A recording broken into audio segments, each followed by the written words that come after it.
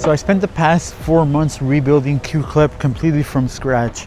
I launched the version last fall, and the thing with it was that it just did one thing, but I wasn't super proud of it. You know, I put it out there, I shared it with a few builders, but it just felt broken.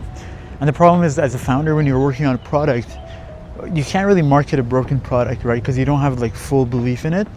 So I thought, what if I just lock myself in a room and work on a version that I'm super proud of, that I can ship out there, and I'm confident that it will work and actually provide value, because that's all it's about, is being able to create something that provides value, even if it just does one really good feature, but the fact that the feature works super well and you're proud to ship it and proud to sell it. So the point is to reiterate on your product, and don't be afraid to relaunch and redo it over and over until you get to the point where you're fully confident in what you're selling. Doesn't mean that it has to be perfect and free of bugs completely, but just being a state where you're proud enough that you can tell people about it and know that when you put it in front of them, they're going to be wowed to some degree. That's really all building products is about. Where are we going here? We're going into like a little parking thing here. We came out to San Francisco here in order to put the product in front of a few people, some who build content, some who build products,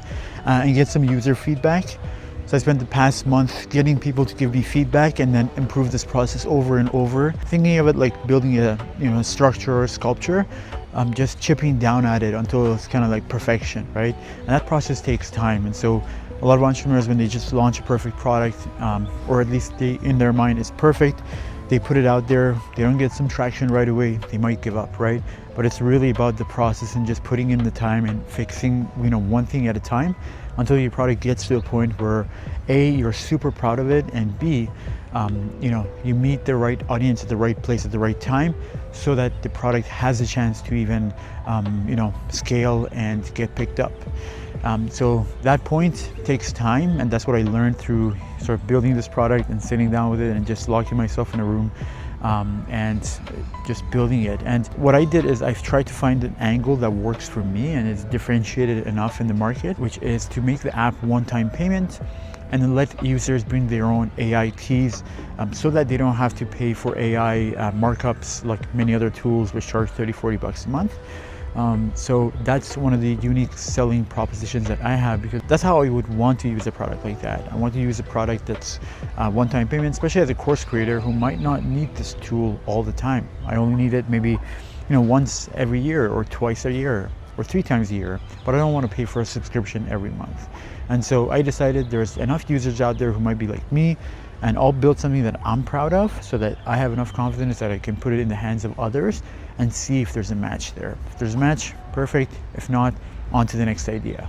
So that's really all building a product is about. It's not just putting something in the world out there, because then you won't have the confidence in getting out there and building it and fixing it and improving it. So you want to build something that you're super proud of and get out there, get more and more feedback, and update your product, and just repeat that cycle over and over again until you get to your goal. Don't give up, keep reiterating, and build the version of your product that you're actually fully proud of.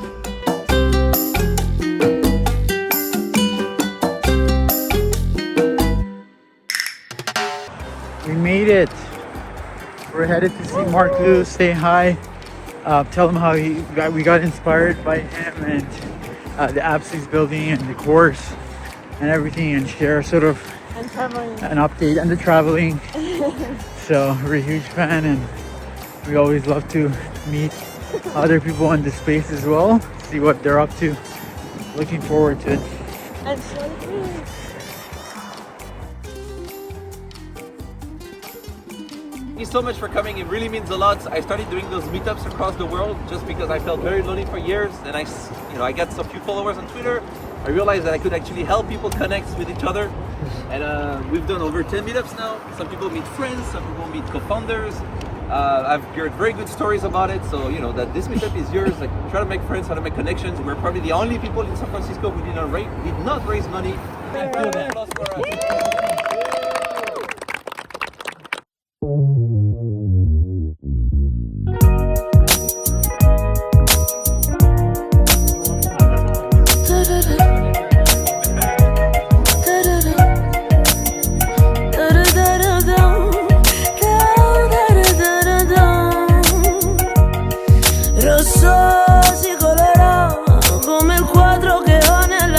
just met Marc Lou and dozens of other builders in Chrissy Fields. It was fun, no? It was amazing. It was such a cool event. Yeah, and just getting to connect with everyone there, and Mark and Wanji, and just getting to hear everyone's story and what they're building. And now we get to this nice overlook, the beautiful view, although it's quite windy and cold. It's cold. But we're gonna enjoy the view and then go have some dinner. I give it to you. I know what you want, yeah, you know I got it. Oh, yeah, you know I got it. Grigio c'era dicembre, come le curve dipinte dentro questo quadro. Pensavo fossi tu, che poco niente ti ferma, che poi risplendi anche stanca, ma tremi come una boia, e poi ti incazzi perché non sai neanche tu. We just crossed the Golden Gate Bridge to check out this little town called Sausalito. It's pretty nice out here. It's kind of like, seems like a little like city or village kind of. What do you think? Yeah, someone said it actually reminds them of Italy. So we're wondering if this is Italy. Well, we've never been to Italy, so that's our best guess. But it's a nice view.